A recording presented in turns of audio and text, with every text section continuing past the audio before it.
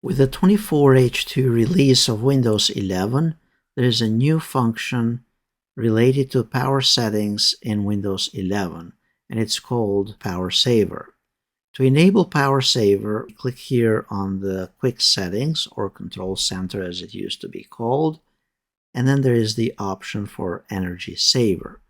Now this typically will extend the battery life in your computer at the cost of the performance of the computer, and this function will also be available in the desktop computer.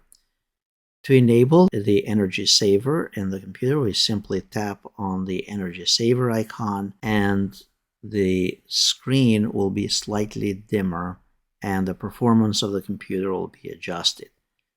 Now to disable the Energy Saver mode in your computer, we click again on Quick Settings and then click again so it's not selected, and that will deactivate the Energy Saver option in Windows 11. While you're in Quick Settings, you can click on the battery icon in the bottom left, and that'll take you to the power settings for your computer, and you can change the power mode from here and the usage and what happens when you close the lid and when you press the power button and so on in your computer.